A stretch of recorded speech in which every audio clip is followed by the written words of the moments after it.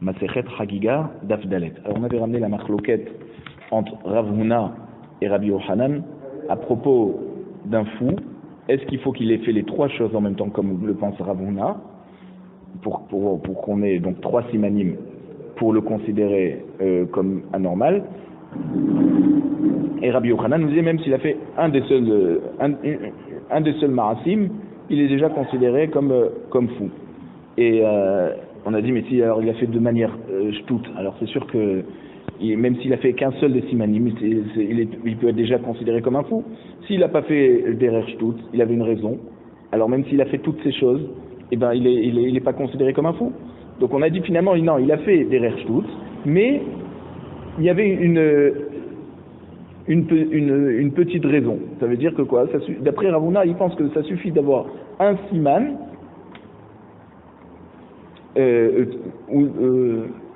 un siman sans raison pour être considéré comme fou. Et donc on avait dit que celui qui dort au cimetière, c'était pour avoir le rouar tum'a pour faire des kishoufim de la sorcellerie. Celui qui sort tout seul, il peut se dire que c'est parce qu'il avait trop chaud et qu'il voulait s'aérer.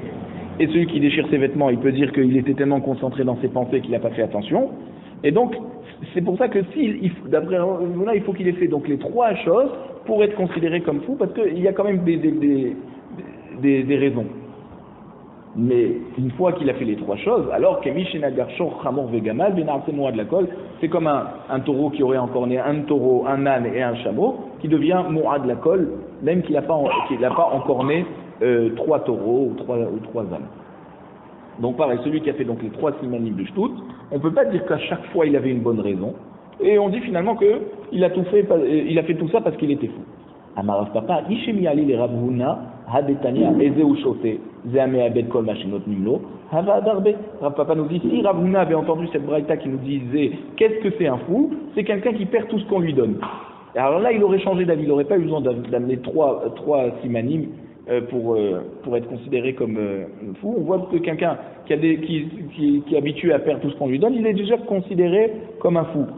Et on ne dit pas là-bas qu'il a peut-être trop de pensées et qu'il est trop concentré et qu'il ne fait pas attention à ses actions. Là-bas, rien qu'une chose, il a l'habitude toujours de perdre les choses qu'on lui donne. Alors donc il est considéré comme fou. Alors, Ibn Aléou, qui avait à Darbé. Alors, on s'est posé la question, Beth Midrash. Quand Rav Papa nous dit que Rav Huna aurait changé d'avis et qu'il n'aurait pas demandé d'avoir 3 simanim, alors lequel il aurait enlevé? Mimekarea, qu'est-ce qu'on tourne à Darbé? Si il serait revenu sur sa parole en disant que finalement, si déjà on le voit déchirer ses vêtements, c'est qu'il est déjà fou, parce que c'est assimilé à quelqu'un qui perd tout ce qu'on lui donne. Des Damia Leha, parce que ça lui ressemble. Ça ressemble à celui qui perd tout ce qu'on lui donne. Alors, mais par contre, les autres simanim, tout seuls, ne peuvent pas le considérer comme un fou. D'accord? Lequel des 3 simanim va être considéré comme finalement le siman qui détermine si la personne est fou ou pas? Odilma, Mikou, Léoua, Badarbe. Ou alors peut-être non, il aurait changé, il serait revenu sur tous les autres simanim qu'il a donné, et il aurait dit finalement que n'importe quel des 3 simanim, c'est-à-dire où il déchire ses vêtements, où il va au cimetière, où il dort au cimetière, ou alors il sort la nuit dans un endroit pas éclairé tout seul, est-ce que peut-être un des 3 simanim finalement le rendrait fou? Tekou, là on n'a pas répondu. Après on avait dit dans notre Mishnah que tout le monde est chayav du Oladreya, sauf Rishot Katan et aussi Tumtum et Androgynos. Tumtum on a dit on n'arrive pas à reconnaître s'il est masculin ou féminin. Et androgynos, c'est celui qui a les 2 simanim, de mâle et de femelle, et donc on ne sait pas lequel est le plus actif. Est-ce qu'on le détermine comme un garçon ou une fille? Et on a dit, ceux-là, ils sont patours de Korban Reya. Tanoura Banan. Chachamim nous enseigne dans la Braïta. Zachou, parce que dans le patour qu'on avait dit, Shalosh Parmim Bashana, Yera et Kol Zechurecha. Donc ça veut dire on voit que c'est les garçons qui doivent se présenter. Alors Zachour, Léotiet Anashim. Donc déjà le fait qu'il y a Zachour, Miyashon Zachar, alors ça vient exclure les femmes. Maintenant Zechurecha, le fait que c'est écrit Zechurecha, Léoti tumtum ve'androgynos. Ça vient exclure aussi, donc le tumtum et androgynos, ceux qui ont des... D'ailleurs, tumtum on a un safek et androgynos c'est qu'il a les deux organes génitaux. Et donc ils sont exemptés de la mitzvah de Oladriya. Kol zechurecha, maintenant le fait qu'on a rajouté le mot kol, les rabot et taktanim. Ça vient inclure les enfants, c'est-à-dire que même les enfants sont chayav de Oladriya. Alors, un Mar il nous dit dans la Braïta, Zachour, Léoti et Anashim. On a dit que Zachour, c'est pour exclure les femmes, puisque Zachour, c'est la chante Zachar masculin. Ha, la Malikra, pourquoi j'ai besoin d'un pasouk pour me dire Zachour, Léoti et Anashim?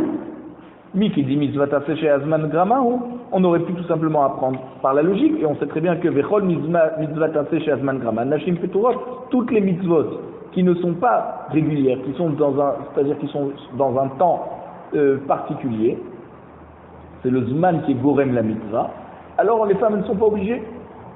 Donc on n'avait pas besoin du pasouk de Zachour, Léotri et Tanashim. La Gemara te dit non, Itzperir, j'ai besoin du pasouk. Pourquoi? J'aurais pu penser.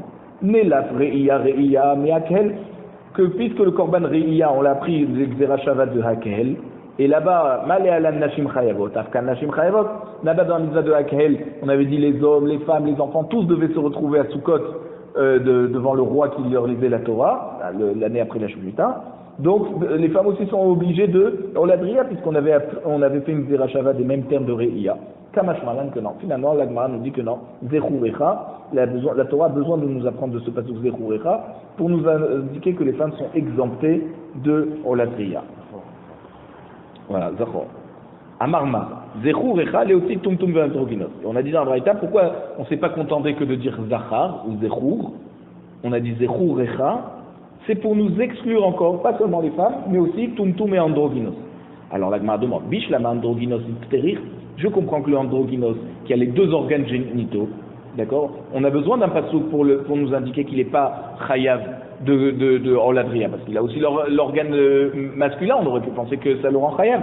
Salkada Tachaminahu, il véhicule le tzad zachut. On aurait pu penser que puisqu'il a le tzad d'être un garçon, il a un organe génital d'un garçon, il est chayav, il devrait être chayav, parce qu'il est un peu garçon.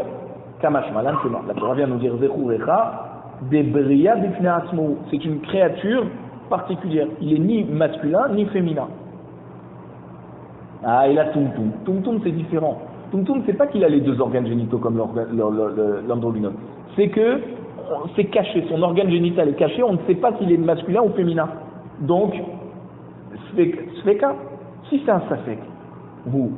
Est-ce qu'on a besoin d'un pasouk pour nous exclure un cas qui est lui-même un safek? Si c'est un tumtum et qu'on a un safek, si c'est un garçon, on n'a pas besoin du pasouk pour nous l'exclure. On sait très bien qu'il n'est pas concerné. Amarabaye, Keshe Betsav Barous. On dit non, c'est un tumtum particulier. C'est-à-dire, c'est qu'il n'a pas tout l'organe génital qui est caché. Il a apparemment la mila qui est cachée, mais il a les testicules qui sont découverts. Donc, on ne peut pas l'assimiler complètement à un garçon parce qu'il n'a pas tout son organe génital qui est découvert. Il y a une peau qui recouvre. Et donc, c'est pour ça qu'on aurait pu penser que, puisqu'il a déjà les victimes qui sont découvertes, donc il est déjà chayav de Oladriya. Et la Torah vient nous dire non, tout met androgynos, les deux sont patos de Re'iya. Parce qu'il est différent, il ne ressemble pas aux autres garçons. Amarma. Kol zechurecha les rabot et aktanim. On a dit kol zechurecha, ça vient inclure les enfants qui sont chayav de Oladriya. Alors quoi? Les enfants sont chayav de Oladriya. Ve'asnan. Voici que l'on a dit dans la Mishnah au début de la Masechet, dans Davbet, on a dit kol chayavim be'eriya chutz micheresh shote ve'katan. Donc même un enfant n'est pas exempté de Oladriya. Amarabaye lokashia. Kan be'katan shigi alechinur, kan be'katan shilo igi alechinur. Abaye nous dit non, il n'y a pas de contradiction. C'est-à-dire que quand la Braïta nous dit que le Katan est chayav de Oladriya, c'est un enfant qui est déjà arrivé en âge d'éducation. Et donc son père peut le prendre avec la main et le faire marcher de Yerushalayim jusqu'à Harabaï. Et donc c'est pour ça que on a dit que c'était le shir d'après Beth Hillel. Et donc c'est pour ça qu'on a l'obligation de le monter à Rabaït, et puisqu'il peut monter à Rabaït, alors il amène le Oladria. Kan be katan shilogi al-Chinuch. Mais notre Mishnah, quand elle nous dit que le katan, il est pas tout, c'est un enfant qui n'est pas encore arrivé en âge de Chinuch. Alors, katan shegi al-Chinuch, des Rabbanani. Donc on nous dit que même si tu voudrais rendre chayav un enfant qui est déjà arrivé en âge de Chinuch, maximum s'il est chayav de Oladria, c'est que des Rabbanan. Donc qu'est-ce qu'on a besoin pour un dérabanan, d'une dracha, d'un passouk, pour nous dire kol zechurecha les rabot et taktanim? Mais c'est comme une rabanan qui devrait chayav. Inachinami. Effectivement, on n'aurait pas eu besoin. On n'aurait pas eu besoin d'un passouk puisque c'est des rabanan. Et alors pourquoi on l'a? Ukra asmarta berma. Ce passouk, il n'est pas clair. C'est pas qu'il nous dit comme zechurecha que là c'est un garçon. On voit clairement que la Torah nous dit qu'il faut amener Oladria. Kol, c'est une dracha, une asmarta qu'on a fait à partir d'un passouk parce qu'on avait apparemment un mot en plus qui est le mot kol, et donc on s'est appuyé de ce passouk pour dire que l'enfant qui est arrivé en âge de chinuch, il est chayav de Oladria, mais bien sûr, ça ne reste qu'un chiyuv que midrabanan. Ve'e la kra le mayata. Alors si tu me dis que on ne fait pas la dracha, simplement on s'appuie du passouk, ça veut dire que c'est pas quelque chose qui est explicite dans le passouk, alors que les mayata, pourquoi on a besoin du passouk? Kol, pourquoi? Qu'est-ce qu'on apprend réellement de kol? Lik de acherim. Alors il te dit, c'est par rapport aux autres hachamim qui ont expliqué ce passouk. En fait, acherim, c'est souvent Rabbi Meir, Betania, parce qu'il y a une braïta qui nous dit acherim omrim hamekamet. Alors mekamet, c'est celui qui récupère des excréments de chiens pour pouvoir travailler les peaux, les cuire et faire le travail de celui qui travaille les peaux. Alors celui qui rassemble, et on faisait tremper les peaux pendant 1 ou 2 jours dans de l'eau mélangée avec donc des excréments de chiens. Donc lui qui mekamet, c'est celui qui rassemble ces excréments de chiens. Ve'amesaret mechoshet, ça veut dire celui qui Metzaref Nechochet, c'est-à-dire il prend le cuivre et il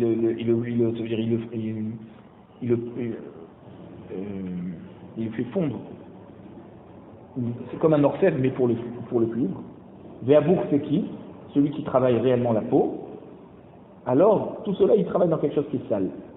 Peturi minareya. Ceux-là, ils sont exemptés du korban reya. Ah, pourquoi? Mishum sheneema, comme le pasteur nous indique, kol zechurecha. Et le mot, en plus de kol, il vient nous dire que misheyachol la'alot im kol zechurecha, celui qui peut monter avec tous les garçons, sans les déranger, d'accord, par son odeur, alors il les de reya. Yatsu elu, shenan reuin la'alot im kol zechurecha. Ceux-là qui travaillent dans des métiers qui sont en général tout le temps avec des mauvaises odeurs, alors comme ils ne peuvent pas monter avec leurs amis parce que leurs amis sont dégoûtés d'eux, alors ils sont exemptés de la mitzvah de Oladriya. Qu'on avait dit Nashim Ba'avadim. Alors, les femmes, les esclaves qui sont chez Nam et Shoucharim, ça veut dire arrivé de Kenani, mais qui n'est pas libéré, lui aussi il est donc patour de Oladriya. Bishlama Nashim Kedamran, je comprends Nashim parce qu'on a dit il y a le pasuk Zechurecha, donc elles sont exclues. Et la Avadim Minalam, nous on sait que les Avadim ils sont exemptés. Amaravuna Amarkra, El Pene Ha'adon Hashem. C'est-à-dire 3 fois il faut se présenter, il ira Ekol Zechurecha, El Pene Ha'adon Hashem. Et donc devant le maître qui est Akadosh Baruch Hu. Mishen Loela Adon Echad, celui qui n'a qu'un seul maître, bien sûr, donc quelqu'un qui est Ben Horin, c'est juste Hashem qui est son maître. Alors lui il est chaf de Reya. Mais par contre, c'est l'esclave qui a donc un autre maître, d'accord? Alors, puisqu'il est esclave, donc lui, il est exempté. La malika. Alors, pourquoi on a besoin d'un pasouk?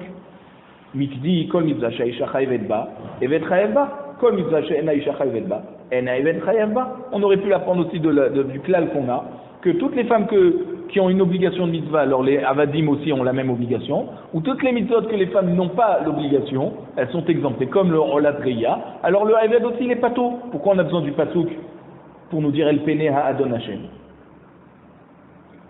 Amaravina, lo mitzrecha, et là, les mi shechatsu Haved vechatsu ben chorim. C'est là où Ravina intervient et il nous dit que non, Pourquoi on nous a dit que dans la Torah que le Eved, il est patour de Reya, parce qu'on a le pasouk El Pene Hadon Hashem, c'est pour nous indiquer que même quelqu'un qui est moitié Eved, moitié Ben Chorim, on avait dit parce qu'il y avait deux associés qui avaient ensemble ce Eved, un l'a libéré, l'autre l'a pas libéré, eh ben, la Torah vient nous indiquer qu'il reste patour. Daï Kanami, et on peut mettre Daïek de la Mishnah, comme Ravina. Des Katane, parce qu'on a dit dans la Mishnah que Akol Pturim Ireya, Nashim Abadim, Akol Chavim Ireya, Chutz Minashim Abadim, Shenamer Shucharin. On a dit là-bas les femmes et les esclaves qui ne sont pas libérés. Alors, Maïche Edan Meshucharin, pourquoi on a besoin de nous dire un esclave qui n'est pas libéré? Ilima Shenan Meshucharin Klan Nitne Avadim Stama. Si tu veux me dire qu'il n'est pas du tout libéré, alors tu as simplement besoin de nous dire que c'est un esclave et je comprends qu'il n'est pas libéré. Et là, Shenan Meshucharin Legamri. Donc il faut comprendre que c'est un esclave qui n'est pas complètement libéré. Ou Maïninhu, comment ça peut être possible un esclave qui n'est pas complètement libéré? C'est pas que son maître lui laisse faire certaines choses qui ressemblent à de la liberté et d'autres choses il le considère comme son esclave. Non, c'est un esclave qui appartenait à deux personnes. Un l'a complètement libéré. On vient de nous indiquer que celui qui est libéré par un maître et assujetti par un autre maître, eh ben, il continue à être considéré comme un Eved et il est pas tour de Oladria, même s'il a sa moitié, il est à moitié libéré. Après, on avait dit dans la Mishnah, donc, le boiteux, l'aveugle, le malade et le vieillard, ceux-là aussi, ils sont tourim de Oladria. Tanoura Bana, Chachamim nous enseigne dans la Braïta, toujours du même pasuk, Shalosh Pe'amim Tahogli Bashana. Alors là-bas, on a dit, il y a une fois, Shalosh Pe'amim Bashana, Iraï Kozechora, et un autre pasuk, ça c'est dans Devarim, et l'autre pasuk, c'est dans Shemot Kav Gimel, pasuk Yudalet, qui nous dit, Shalosh Regalim Tahogli Bashana. Il faudra donc célébrer 3 fêtes dans l'année. Regalim, c'est quoi Regalim? Prat les bar les kabim. Regalim, il y a le terme Regalim qui indique les pieds. Donc celui qui a une jambe de bois, alors il ne peut pas, ça s'appelle pas donc il a des pieds au pluriel, et donc il ne peut pas faire le korban de Rolatria. Davar à faire, il y a un autre avis. Regalim prat les higel. Regalim, ça ne vient pas indiquer seulement celui qui a la jambe de bois qui n'est pas tout, ça suffit déjà d'être boiteux. Prat les higel, du fait qu'il est boiteux, il ne peut pas s'appuyer réellement sur ses deux jambes. Ou les cholés, ou les souma, ou les zaken, ou les cheno, yachol arlot beraglat. Donc l'aveugle, de vieillard, et tout celui qui ne peut pas monter avec ses pieds de Yerushalayim à la Hazara, alors il est exempté. Vesheno yachol beraglav, les atou yemai. Pourquoi on nous dit le boiteux, le malade, l'aveugle, le vieillard, et on termine en nous disant celui qui ne peut pas monter avec ses pieds. Mais tout cela déjà ils ne peuvent pas monter avec ses pieds. Pourquoi on a besoin de nous dire et tout celui qui ne peut pas monter avec ses pieds? Alors les atou yemai, Amar Rava. Rava nous dit les atouillés sur la page Mefanki. C'est quoi Mefanki? C'est des gens qui sont donc Mefunakim comme on dit, ils sont un peu maniaques. Et ils ne peuvent pas marcher sans chaussures. Alors ceux qui ne peuvent pas marcher sans chaussures, ils sont exemptés. Pourquoi? Parce qu'on n'a pas le droit de rentrer au Harabaït avec les chaussures. Donc du fait qu'il est maniaque et qu'il ne peut pas poser le pied par terre si ce n'est pas dans une chaussure, alors il est exempté. Dirtiv, Kitavo, ou les Raot, Panaï, Mi Bikesh Zot, Mi Etrem, Remos Ratserai. Ça se trouve dans Yesharia. Dans l'Aftara de Chazon qu'on dit avant Tisha B'Av, et on dit quand il dit quand vous venez me voir ma face, qui c'est qui vous a demandé Bichlal? Remos Ratzerai, donc vous salissez ma cour. Donc de là on apprend que marcher avec des chaussures ça s'appelle salir la cour, et on n'a pas le droit de rentrer à Rabaït avec les chaussures. Tana, He'arel. Donc le harel, ve'atame, alors c'est quoi un harel? C'est quelqu'un qui n'a pas eu la brit mila. Pourquoi? Pas parce qu'on n'a pas voulu lui faire la brit mila. C'est parce que ses frères sont morts après la brit mila et donc lui il est exempté. Quand il y en a deux déjà qui sont morts après la brit mila, le troisième on lui fait pas la brit. Donc il restera toute sa vie harel. Ve'atame, pturim min hareya. Tamé, donc n'importe quelle personne qui a une touma, les deux sont ceux-là donc exemptés du haolatria. Et ils ne sont pas obligés d'envoyer le korban par quelqu'un d'autre. Bishla matame, d'où je sais le tamé, c'est-à-dire je comprends le tamé qui est pas tour de Oladria dirtiv, il y a un passage clair qui nous dit Uvata shama, vahavetem shama, tout ça c'est psukim dans Parashat et de Devarim. On a dit que vahavetem shama olotechem vezifrechem, Uvata shama, vahavetem shama. Qu'est-ce qu'on apprend de shama? Uvata shama, vahavetem, ilachon bi'a. Kol sheyeshno bebi'a, ça veut dire tout celui qui peut rentrer au Beth Amikdash, yeshno bahava'a. Il est donc concerné par amener les korbanot. Vechol sheyeshno bebi'a et no bahava'a. Tout celui qui ne peut pas rentrer au Beth Amikdash, il est pas chayav des korbanot, donc c'est pas la peine qu'il envoie les korbanot par quelqu'un d'autre. Et la harel minalan, alors je comprends, donc le tamé il peut pas rentrer parce qu'il est tamé lui-même, donc il est exempté. Maintenant le harel, d'où je sais qu'il est pas tout, hamane Rabbi Akiva. Ça c'est une braïta qui nous a été enseigné par Rabbi Akiva. Dimrabe le harel ketamé. Lui, il inclut le harel avec le tamé dans ce pasouk. Détania. Parce qu'il y a un pasouk dans Vaïkra Perekavbet pasouk Dalet qui nous dit Ish ish misera aharon veutsaru ozav bakodashim lo yochal. Donc on voit le tamé, il n'a pas le droit de manger la trouma.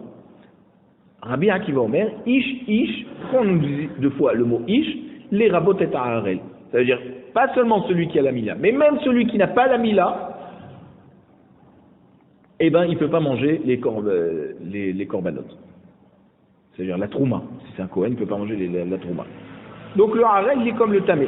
Puisque le tamé, il est patour de Oladriya, le harel aussi. Tanou Rabbanan, Chachamim nous enseigne le Braïta. Tamé patour minareya, dirtiv. Maintenant, d'où on sait que le tamé, il est patour de Oladriya, dirtiv. Ou vata shama, vahavetem shama. Kol sheyeshno bebi'a, yeshno ba'ava'a. Vechol sheyeno bebi'a, eno ba'ava'a. Donc c'est-à-dire seulement celui qui peut rentrer au Beth Amikdash, alors il peut amener les korbanot. Celui qui ne peut pas rentrer, il est donc exempté des korbanot. Pas obligé d'envoyer par quelqu'un d'autre. Rabbi Yochanan ben Dahava Yomer. Rabbi Yochanan ben Dahava, il nous dit Mishum Rabbi Yehuda, au nom de Rabbi Yehuda. Souma be'achat me'enav. Maintenant quelqu'un qui est borgne, il ne voit que d'un œil. Il est aveugle d'un autre œil. Patour minareya. Il est exempté du Oladriya. Chez Nehemar, Yir'e. Alors, ça veut dire, c'est vrai qu'il y a écrit Yira'e, mais on peut la lire Yir'e. Et Yir'e, donc ça s'écrit Yir'e, mais ça se lit Yira'e. Et donc, qu'est-ce qu'on apprend de ça? Kederer chez Balirot. De même que à Kadosh Baruch Hu, quand il vient voir ceux qui montent au Beth Amikdash, il vient voir bien sûr avec les deux yeux. Car Baliraot, ainsi ceux qui montent au Beth Amikdash, ils doivent se présenter à Kadosh Baruch Hu avec la possibilité aussi de voir avec les deux yeux. Ma Balirot Bishte'enav, Afleraot Bishte'enav, d'accord? De même que Kadosh Baruch Hu vient le voir avec les deux yeux, puisqu'il y a écrit dans Devarim Perek Yudalef Pasuk Yudbet, Aene Hashem Elokei Chaba. Mereshit Hashana ve'adachar Hashana. Aïné au pluriel. Donc comme si Akadosh Baruch Hu, il aurait deux yeux. Donc comme Akadosh Baruch Hu voit ceux qui montent au Beth Amikdash, pareil ceux qui doivent monter au Beth Amikdash doivent pouvoir voir des deux yeux. Donc un borgne est exempté. Ravuna qui matait les haïkra. Et Ravuna quand il arrivait dans ce pasouk, Yira'e, Baché, il pleurait. Il disait comme ça. Ama, Aeved, un esclave, chez Rabo Metzapelo Lir'oto, ça veut dire que son maître attend et se demande quand c'est que je vais le voir.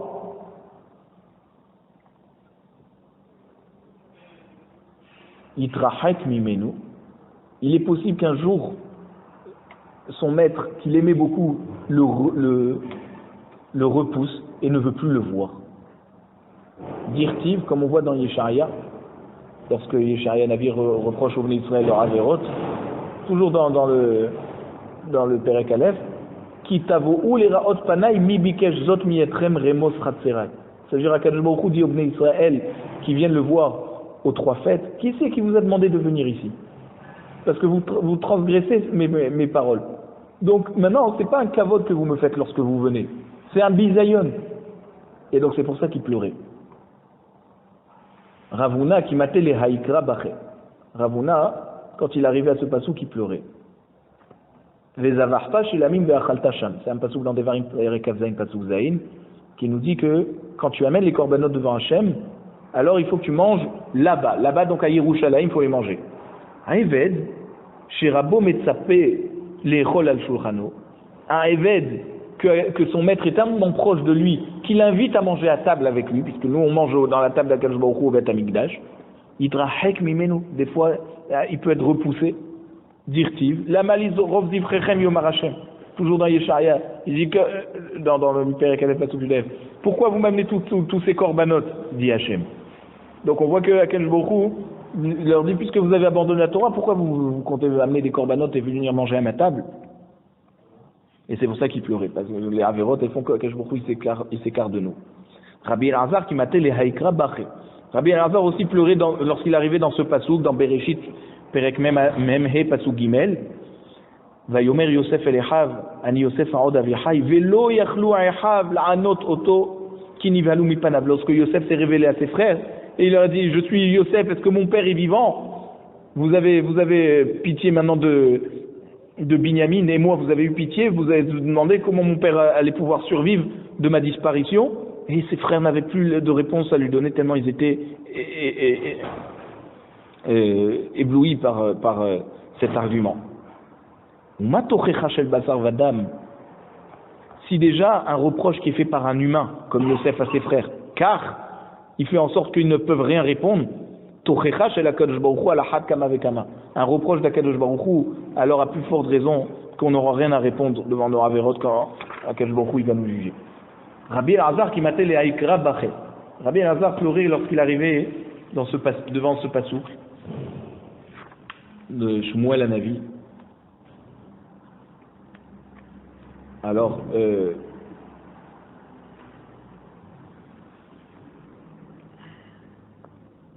c'est-à-dire que après que Shmuel est niftar, Shaoul Amelech a fait monter les ossements de Shmuel par une sorcière pour poser des questions. Baché, et il pleurait, Rabbi Elazar à ce pasouk. Veyomer Shmuel el Shaoul, lama irgastani le alototi. Shmuel dit à Shaoul, pourquoi tu m'as énervé de me faire déterrer, de me faire monter mes ossements où j'étais tranquille sous terre? Et quand tu m'as fait monter mes ossements, j'ai eu peur que c'est parce qu'on va me juger. Akadosh Baruch Hu, il va me juger. Et alors Rabbi Elazar, il pleurait, il disait, Ouma Shmuel HaTzadik, si déjà Shmuel HaTzadik, Ayamiti Areminadin, il avait peur du din. À nous, à la Had Kama Vekama, nous, à plus forte raison, qu'on n'est pas du niveau de Shmuel HaTzadik, on doit avoir peur du din. Shmuel Maïhi. Pourquoi il avait peur Shmuel du din? Effectivement, c'est vrai, il était tzadik. La Gemara nous dit, Dirti va tomer Aisha el Shaoul, Elokim Ra'iti Olim. Parce que lorsque Shaoul a demandé à la sorcière qu'est-ce qu'elle voit, lorsqu'elle a monté les ossements de Shmuel, elle a dit, je vois un homme grand, donc c'est Shmuel, qui est en train de monter de la terre. Et pourquoi elle a dit Olim au pluriel? Très machma. C'est-à-dire que ça indique un minimum de 2 personnes. Chad Shmuel, donc une c'est Shmuel, Ve'idach da'azat Shmuel ve'ati el Moshe bahade. Et une autre, c'est qui l'autre personne qui montait avec lui? C'était Shmuel, c'était Moshe Rabbeinu. À Marley, alors Shmuel il a dit à Moshe, Din ma'chaz ve'shalom le dynamique ba'ena, peut-être alors je suis donc convoqué au tribunal céleste, Kum bahadai, viens avec moi pour me défendre. Deleka milta dekatav beoraita delokaimte. Parce qu'il n'y a pas une chose que tu as écrit dans la Torah que je n'ai pas accomplie. Alors viens me défendre. Donc de là on voit que même qu'il avait complètement réussi sa vie en accomplissant tout ce qui est écrit dans la Torah, malgré tout il avait peur du din. Rabbi Ami qui matait les Haïkra Baché. Alors Rabbi Ami lorsqu'il arrivait à ce pasouk, lui il pleurait. C'est dans Echa, Perek Gimel Pasouk Kaftet. Donc quand on raconte la destruction du Beth Amikdash, il y a écrit là-bas, Iten be'afar pihu ulai yesh tikva. Ça veut dire que une fois que quelqu'un accepte les grandes souffrances, alors peut-être il y aura une tikva, un espoir d'amélioration de sa situation. Alors il pleurait, il disait Amar kulehai ve'ulai. Il dit après toutes ces souffrances, peut-être, c'est seulement peut-être qu'il y a un espoir. C'est même pas que on lui garantit qu'il va être sauf dans le Olamaba. Rabbi Ami qui matait les Haïkra Baché. Rabbi Ami, quand il arrivait à ce pasouk dans Tsefania, Perek Bet Pasouk Gimel, il pleurait. Bakshu tzedek, rechercher la justice. Bakshu anava, rechercher l'humilité. Oulai tesatrou beyom afashem. Peut-être grâce à ça, ça vous cachera au moment de la colère d'Hachem, le jour de la colère d'Hachem. Amar kulehai ve oulai. Ça veut dire, il faut rechercher toutes ces choses et la justice, la anava, et peut-être seulement ça va sauver la personne dans le din, lors de la colère d'Akadosh Baruch Hu. Donc on ne peut jamais être sûr de nous. Rabbi Yassi qui m'appelait Haïkra Baché. Rabbi Yassi, lorsqu'il est arrivé dans le passouk de Amos, qui disait au Bnei Israël dans Perek He, passouk Tetvav, Sinoura, détester donc le mal, Ve'ehevu tov, aimer le bien, Ve'hatzigu basha'ar mishpat, et présenter dans la porte de la ville, ça veut dire aux yeux de tout le monde, la justice. Peut-être que Akadosh Baruch Hu aura pitié de son peuple. Et donc il pleurait en disant quoi? On fait tout ça, on déteste le mal, on aime le bien et on montre la justice, et malgré tout, on n'est même pas sûr que Akadosh Baruch Hu il nous sauvera. Alors c'est pour ça qu'il pleurait. Rav Yosef qui m'appelle les Haïkra Baché. Veyesh nispe belo mishpat. Lui, il pleurait, Rav Yosef, quand il arrivait au passouk dans Mishlei, Perek Yud Gimel, passouk Kav Gimel, qui nous disait, des fois, il y a quelqu'un qui meurt avant son temps, et il n'a pas fait de Averot. Et donc ça veut dire que sa mort, elle n'est pas faite par la justice. C'est pas d'après la justice qu'il aurait dû mourir maintenant. Alors le Ismach Moshe pose la question dans son pirouche sur Mishlei, il dit mais alors comment c'est possible que quelqu'un puisse mourir avant son temps? On sait très bien qu'Hachem voit tout, et donc s'il n'y a pas un décret du Bet Din Shel Marla que cette personne doit mourir, comment on peut dire alors qu'il est mort pas d'après la justice? Et il répond, non, c'est vrai que dans le Bet Din d'en haut, on sait très bien si une personne est Chayav Mita ou pas. Mais des fois, Akadosh Baruch Hu juge tout seul et sans que le Bet Din Shel Marla soit concerné et qu'ils aient décrété sur lui. Et donc, il s'arrange à Akadosh Baruch Hu pour que cette mort survienne par une erreur du Malach HaMavet.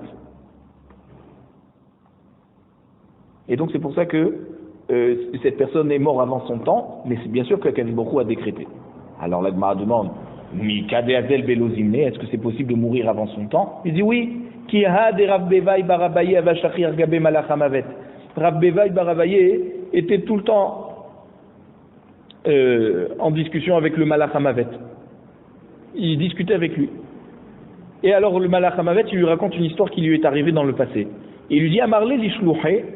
Donc le Malach HaMavet, il raconte qu'il a dit à son chaliach Zil Aiteli. Non, ça veut dire que il lui dit amène-moi voilà, Myriam Megadla Sear Neshaya. Donc amène-moi Myriam la coiffeuse. Azal a été les Myriam de Megadla Dardake. Et il lui a amené la Neshama de Myriam qui enseignait aux enfants, qui s'occupait des enfants. Amarle, Anna Myriam Megadla Sear Neshaya Amarilach. Alors il lui dit, mais le Malach HaMavet à son chalier, il dit, mais je t'ai demandé de m'amener Myriam la coiffeuse. Qu'est-ce que tu m'amènes Myriam qui s'occupe des enfants? Amarle, il a dit, alors si c'est comme ça, je vais la remettre au monde et elle va revivre. Et il dit, Amarle, oh il va aiteta, leheve les minyana. Il a dit, non, puisque tu l'as amenée, alors elle fera partie du compte des gens qui sont censés quitter le monde.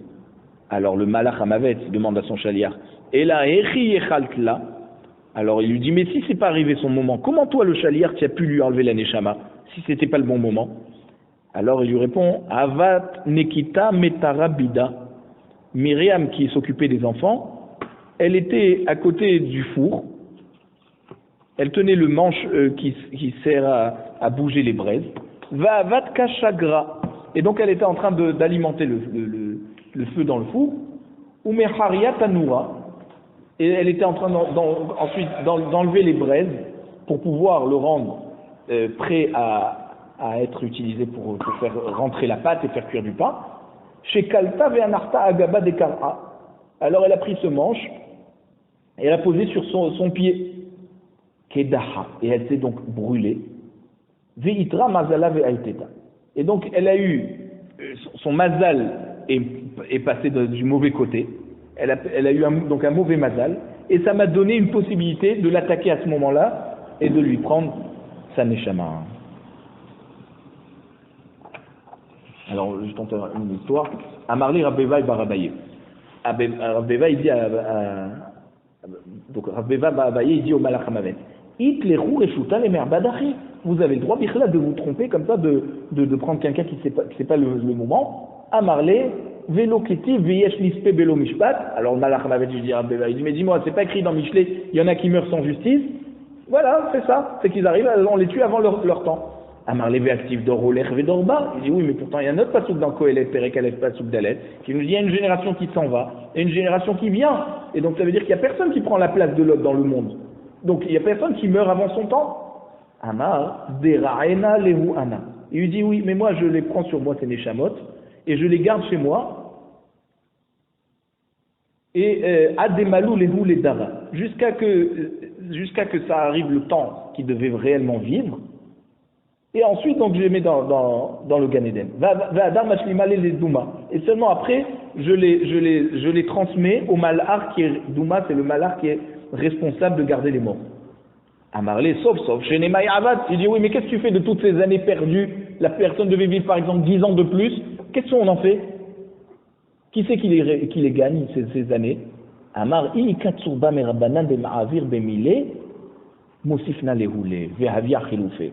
Il dit ici un Tamid Chacham, qui est Ma'avir al Midotav, ça veut dire que quand on le vexe, il laisse couler, il n'est pas makpid avec les autres, alors je lui rajoute toutes ces années qui auraient dû être pour une personne qui est décédée avant son temps. Et donc ce Tamid Chacham qui vit plus d'années à la place du mort qui est mort trop tôt, eh ben ça rattrape.